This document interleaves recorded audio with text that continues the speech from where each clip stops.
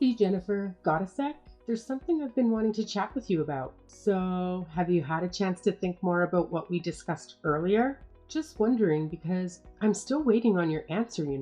Oops, my bad. What was it we were talking about again? Honestly, it's slipping my mind right now and I can't seem to recall. Hey, no need to play dumb, young lady. You know exactly what I'm referring to. I'm talking about that conversation we had the other day, remember? The one about me coming to live with you and Christopher. That's the talk I'm talking about for sure. Oh, right. That. I'm sorry, but I thought we already covered all of that. And I thought I made myself clear that the answer is no. You can't come live with us. Ugh, you're really laying it on thick, aren't you? Why do you have to be so stubborn all the time? Is the thought of having me around really that awful to you? Do you seriously hate me that much? How about we give it a shot and all live together for a week, huh? Let's see how it goes. Don't you think some of these fears might just be in your head? I bet it won't be half as bad as you're making it out to be. What? Alexia, no way. I definitely don't hate you or anything like that. It's just that I think having 3 people crammed into one space could be pretty challenging, you know? Plus, we all have different schedules and routines. So there would always be someone making noise and keeping the rest of us up. But you wouldn't have to worry about that at all. After all, I know what you do most of your work at night, right? And then you sleep in the daytime. But if I lived with you guys, then I could take care of all the housework in the afternoon and you could wake up to clean house and everything. You see? It's a win-win for everyone. Well, the thing is that Christopher and I already split the housework, and there really isn't that much to do anyways. So I don't think we would really get that much out of a third person contributing. My daughter, Angela, moved out and my husband died not so long ago. It gets so lonely living all by myself. I understand, Alexia, and I'm sorry that things are feeling really hard for you right now. I truly am, but I just can't see it working out well. Well, it's not just about feeling lonely. A lot of nights I'm actually scared too. I mean, I'm getting up there in age and living alone makes me worry.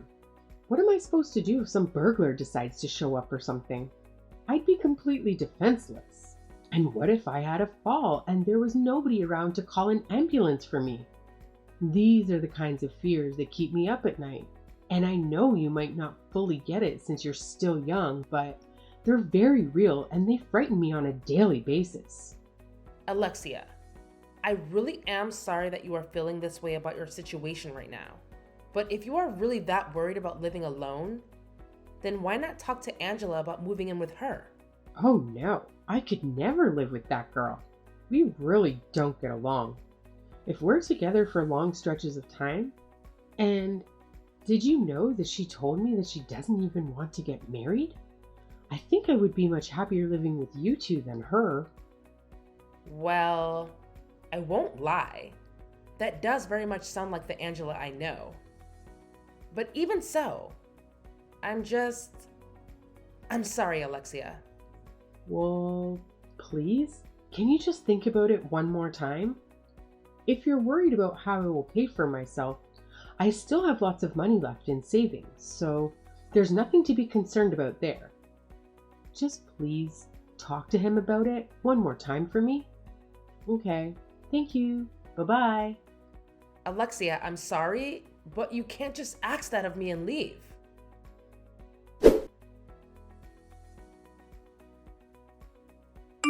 Jennifer, I just got a text from Christopher, and honestly, I'm super confused right now. He straight up told me that he still doesn't want me to move in with you guys. I gotta ask, why didn't you try to persuade him to change his mind? I mean, that's what I asked you to do, right? I didn't try to convince him of anything. I already told you the other day that the answer was no. But didn't Christopher tell you that we talked it over again anyways, and the answer was still the same? By the way, just what exactly did Christopher say to you when you two talked about it? Well, you're not going to believe this, but he told me that if I moved in with you two, it would just be a burden on you. Isn't that ridiculous? He said that I never clean up after myself and doubted that I would do any housework if I moved in. Honestly, that boy can be such a brat sometimes. Don't you think that was such a mean thing to say? I know that you don't really feel that way about me though, right? Look, Alexia, I'm going to level with you. I don't really like the idea of living with my husband and his mom at all. It just really bothers me, and I know that I would not enjoy it as much as you say I would. Or at all, for that matter. Jennifer, the truth is, of course I want to move in to be closer to my son, but I also want to move in so that we can become better friends as well. Honestly, how much longer do you think I even have left on this earth? Okay, Alexia. I think you're being a little overdramatic with this old woman talk. I mean, you are only 50 years old. That is middle-aged at best by today's standards. But one day, I won't be healthy, and then who knows what will happen to me? Who knows how much longer I will last after that? I mean, my husband wasn't much older than me when he suddenly passed. What if that happens to me? You're right, Alexia. I'm sorry. I didn't mean to be insensitive about Robert's passing. So, you'll change your mind then? You'll think again about letting me live with you and Christopher? Then if you two have kids and one of you are sick, I'll be there to take care of them while you're bedridden. Alexia, please. I really feel like you are just not listening to me. I really appreciate all the help that you are offering us, but the answer is still no. And just so you know, the answer would be the same even if we were to have kids. In that case, I would quit my job and stay home and take care of them while Christopher would continue to work. Christopher and I have already agreed on all of this and do not plan on changing our minds anytime soon. When you marry someone, your spouse's parents are no longer just their parents, they become your parents too. I didn't just raise my son, I became your mother the moment you said I do to him. Do you really think you could have married my Christopher without my explicit permission? Well, even if you had said no, I can guarantee you that it would not have stopped Christopher and I from marrying each other. You don't know anything. You owe your marriage to me. Do you really have no intention of paying me back for all I've done for you two? Christopher is my oldest child. It is only natural that he should be the one to take care of me in my sunset years. That's right. So if you don't tell Christopher that he better let me live with the two of you right away, then I'll cut him off. I'll never speak to him again. How do you like that, huh? Obviously, I don't want that to happen. But the decision to do that is ultimately yours at the end of the day, so... Fine. Have it your way then. From now on, you two are never going to be hearing from me and have access to my help ever again. And no matter how desperate and terrible things become for you, I'm never going to lift even a finger to help the two of you out whatever situation you might be in. And you can consider yourselves out of my will as well.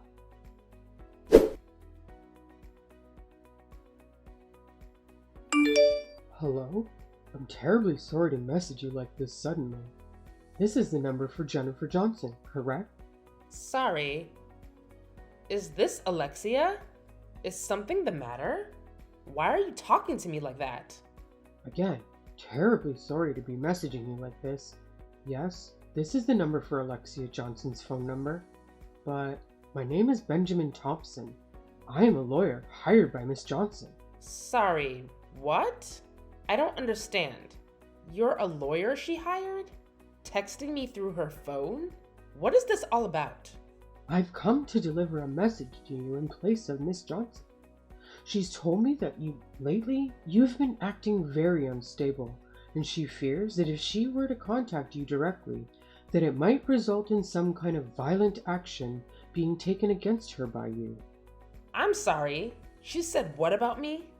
That is why I am using Mrs. Johnson's phone to contact you in her stead. Please understand. Look, I really don't understand if I'm being honest. This whole thing seems pretty ridiculous. But okay, supposing that you are a real lawyer, I imagine there are much better less unusual ways to contact someone. No? For example, you could come directly to my house or call me from a number from your own office, right? Why do you have to message me from Alexia's phone? Well, yes, there are those ways that could have contacted you.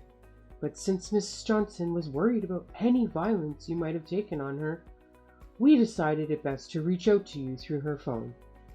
She thought it would be the safest method to talk to you since you would not have access to my workplace or phone number. So, you're a lawyer, but you are going to refuse to tell me where your office is or show any kind of proof that you are who you say you are? Am I getting that right? Please, ma'am, I'm only here for a messenger as Miss Johnson. If you do not allow me to present my case to you, then I'm afraid that I'll have to pursue further legal action against you. Further? What are you even talking about? This is silly, but okay, sure, go for it. Say what you have to say. To establish the fact before presenting any further, is it correct to say that you are currently married to and living with Mrs. Johnson's son, Christopher, without her explicit approval of such an arrangement? And is it also true that current house you are living in is one that you and Christopher paid for? Yes, I guess you could say that, though I don't really think those are things that you need someone's permission to do when it comes to the law. Yes, that is correct. You do not need Mrs. Johnson's permission to buy that house. However, I've been hired to inform you that the current home that you and Christopher Johnson are currently occupying is, in fact, in violation of the city's building code. Are you aware of this fact? Wait, what? What are you talking about? What violation? The house is in violation of the city's building code, as I have just stated. Given the fact that living in and maintaining a home in violation of said code comes with legal penalties, I am hereby serving you notice that you, Jennifer Johnson, must vacate your domicile immediately or face further consequences. What even is this? This is ridiculous. The house plans were inspected before ground was ever broken. I'll humor you though. What part of my house exactly is in violation? I have evidence of many such violations sitting here before me on my desk. Okay then. I formally request that you allow me to see your documents for myself. I'm afraid that without first having your explicit agreement to vacate your home, that I will not be able to show you the countless violations that you are currently guilty of. So basically, you were asking me to leave my home without first seeing a single shred of evidence for why I should have to? Do you really think that is how the law works? And besides, why are you talking as if I would be the only one required to leave the house? These are complex legal matters that are best left in the hands of professional lawyers such as myself. Do not question them. As for your inquiry, yes, only you would be required to leave, after which point, Mrs. Johnson will rebuild the house according to city code. To put it in simple terms, you, Jennifer Johnson, are required to vacate the house, which will probably be occupied by Alexia and Christopher Johnson. And can you tell me just how it ends up with me being the only person made to move out? None of this is making any sense. If I am understanding the situation correctly, the deed of the house is currently in your name, correct? You will sign over your house to Miss Johnson and vacate the premises immediately, or my firm will be forced to take swift and brutal legal action against you. And just what might the swift and brutal legal action entail, huh? You will be forcibly removed from your home by officers of the law. You do realize that this whole lawyer act you've been putting on is just absolutely ridiculous, don't you? This is no act. I am very serious lawman, and the law is not to be trifled with. I have been hired by Miss Johnson to protect her interests and the integrity of the law, and I take my job very seriously. I see. I'm so sure about that. You are hereby served with a 1-week notice to vacate the premises. If you have not done so in the allocated period, then I will be forced to begin preparations to have you forcibly evicted. Thank you for your cooperation. I'm sorry, but this whole thing seems a little one-sided to me. Isn't there supposed to be a chance for me to state my case? You can't just say, "Thank you for your cooperation," and disappear. If you have any qualms about the facts of the matter that I have presented to you here, you are free to bring them up in a court during a civil trial. Are you seriously trying to challenge me to take this fake lawyer to court? Is that really what you want to have happen? I am merely informing you of your rights to a fair and impartial trial under the law. Though I feel it is my duty to warn you that cases like these are usually quite long and very costly. After all, the blame for all of this does lie solely on you. It is my professional opinion as a licensed and legitimate lawyer that this is the case that you simply cannot win. I see. Well, in that case, you do what you have to do, and I will do what I have to do. How does that sound? Should I present that as your answer to Miss Johnson, then? I am sure that you are quite busy with your work, so please take some time to think about it a bit further on how you would like to respond. And if you change your mind, feel free to get in contact with me at this number.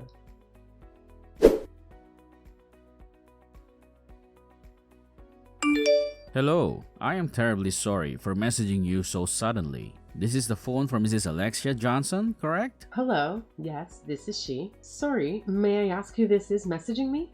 Ah, good. Pleased to meet you. My name is Ethan Parker.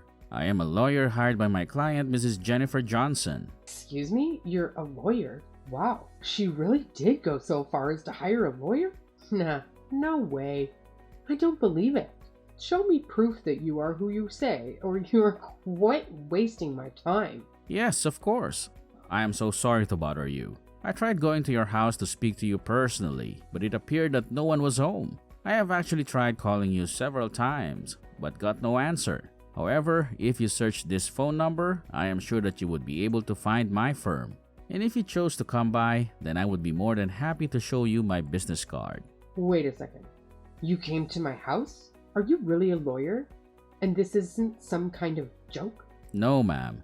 Here, I will send you a picture of my business card.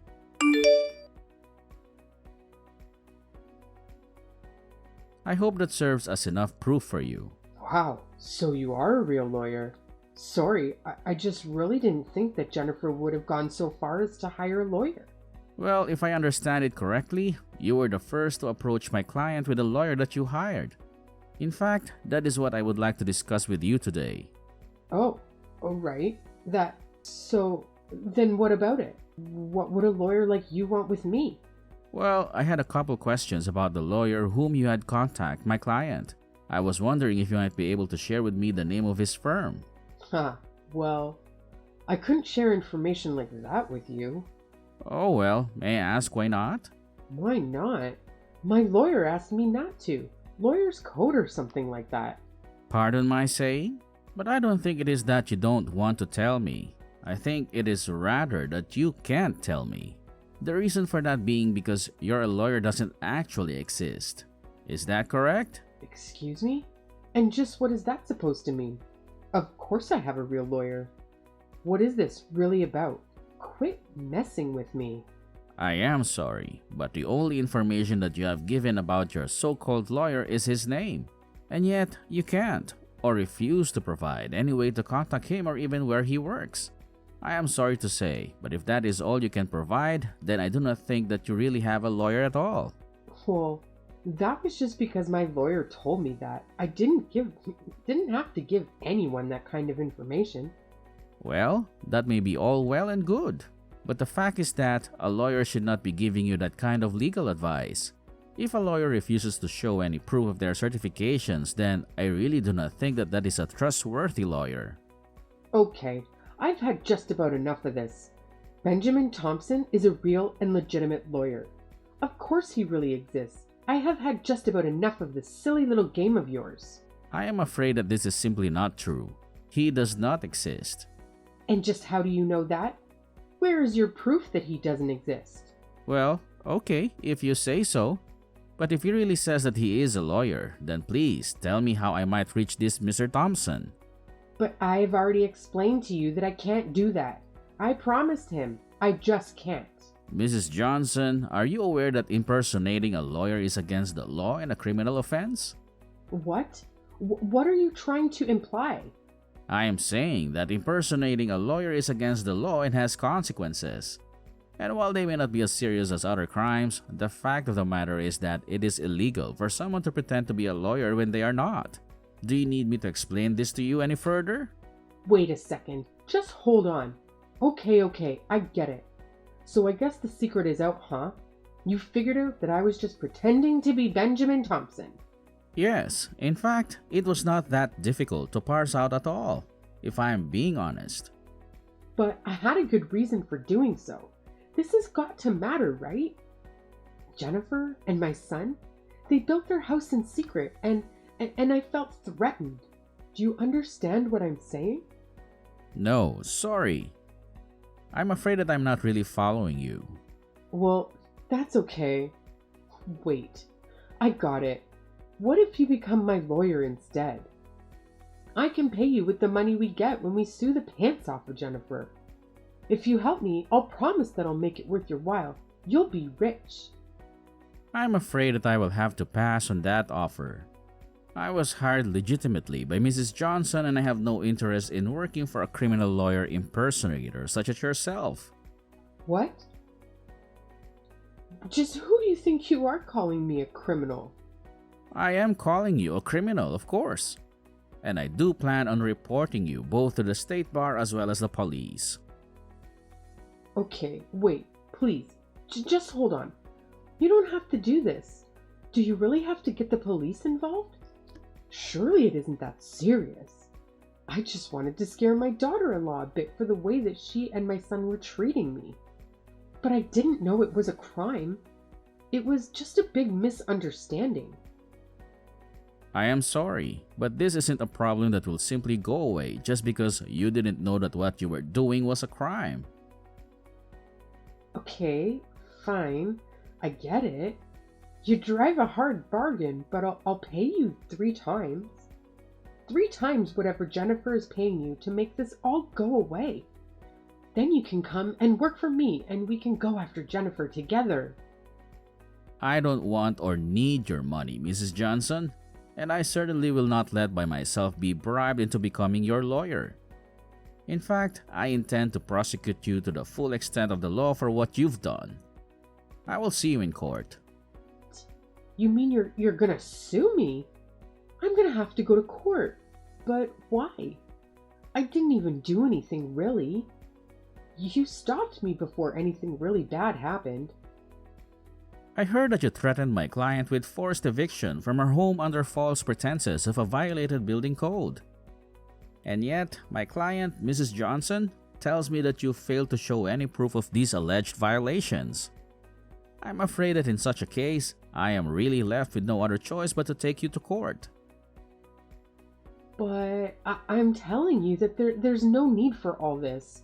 It's just a misunderstanding. I was only trying to scare her a little. Isn't this all too much? I mean, I don't even know anything about the building code. I was just coming up with something so that I could make her feel a little pressure. Is that really worth taking someone to court? Well, I can assure you that there are no building code violations whatsoever present in the home of my client. And for your information, typically after a building is completed, it is inspected to make sure that everything is up to code. Then, the owners are given a certification of inspection along with a deed. And that proof includes a date by which they should have their house inspected next. Well, I don't really know what any of that means. And some help that does me now. What am I even supposed to do with that information? I mean, I don't even care about the building code or anything like that. I was just trying to make Jennifer and my son get a divorce so that I could move in and live with him. Well, I am afraid that any chance of that happening is well behind you now. I have talked to both Mrs. Johnson and her husband, your son Christopher, and they have both said that in light of all these events, they want to completely cut their ties with you. Of course, it is far beyond the reach of the law to actually enforce something like that. But they have both said that they wish to renounce any inheritance that you might have left for them. They also wished for me to tell you that if they find you near their house, following them in any sort of way, or trying anything like this ever again, that they will file for a restraining order against you. Wait, please? What did I even do? This is all too much. I mean, honestly, I didn't even do anything. Besides, I'm their mother. They can't just throw me away like this. It's unacceptable. They can't do this to me. I am merely their lawyer and passing along what they wished for me to tell you. I don't really have any control over the situation at all. But then, well, can you tell me what is going to happen to me? Well, you might be arrested for what you've done, or you might get away with justifying. To be honest, I can't give you a clear answer without seeing how the case develops. You can't be serious. I'm Christopher's mother and Jennifer's mother-in-law. I'm practically her mother too. They can't do this to me. You keep calling yourself their parent, but I am afraid that even if that were true, that still does not mean that you can do whatever you would like. Even children have rights. And the fact of the matter is that what you did was a crime. But I didn't know. How could I even know something like that was a crime? Well, whether or not it will be treated as a crime is ultimately up to the police in the state bar, not myself. But either way, I hope that you can take some time to reflect deeply on what you've done here. Please, wait. You can't just leave me like this. I'll have nowhere to go. You have to help me.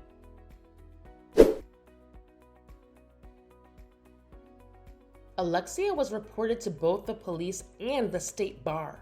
But given that it was only done over messaging and no real harm was ultimately done to anyone, Alexia was let off with a mere warning.